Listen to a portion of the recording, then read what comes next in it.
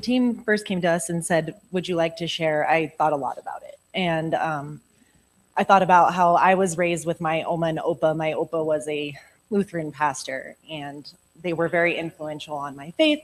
I spent a lot of time with them when I was small and my parents were working, needed a babysitter. Oma would babysit me. And Opa was very fire and brimstone kind of preacher, but very instrumental in my faith. And then I thought about my grandma and Grandpa Milky.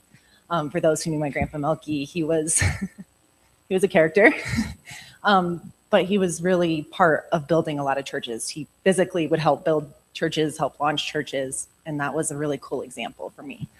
And then I think about my parents, and they brought me to church every Sunday, Sunday school. We went to a private school in Fort Collins, and they were very, very, influential on my faith. And now I think about my kids, and I get to see them be part of Living Stone, and I get to see them sing on Christmas Eve, and I get to see them recite Bible verses. And it's just really powerful. I think about what Pastor shared last weekend about generational faith and how we build each other's faith together. And now that they get to see us be part of building Living Stone is almost too hard to put into words. And so thank you for letting us be a part of this. It's great for my kids. It's great for all of your kids. And I'm glad I get to be a part of it and serve all of you.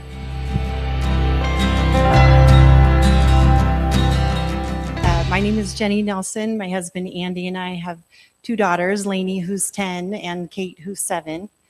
When Lainey was about 2, and before Kate was born, there was a class being offered in my neighborhood community center called Mornings with Mommy.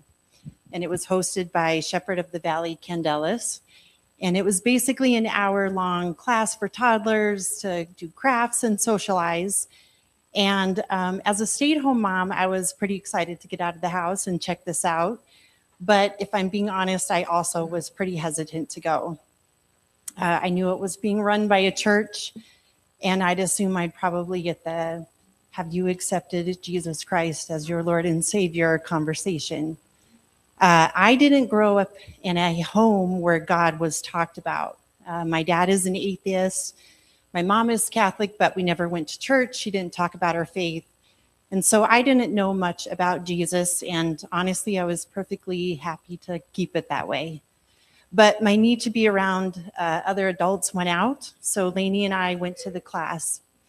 It was fine. We socialized, we did crafts, we met other parents, we met Pastor Belter. He gave us some information on his church, but nothing really more came out of it. Fast forward a few years, and it was time for Andy and I to start thinking about where we were going to send Lainey to kindergarten. We had already ruled out our neighborhood school, so we were on the hunt for something different. And one day, completely by chance, I happened to drive by Shepherd of the Valley Lutheran Church, and the sign out front said, "Kindergarten information tonight." And I thought, that's kind of interesting. But then my mind started racing. I thought, do I really want to send my child to a Christian school? I don't know anything about God. Would they expect us to go to church?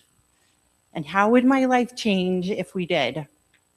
But we went to the information night, and we enrolled Lainey that same night. And I remember thinking, what did I just get myself into?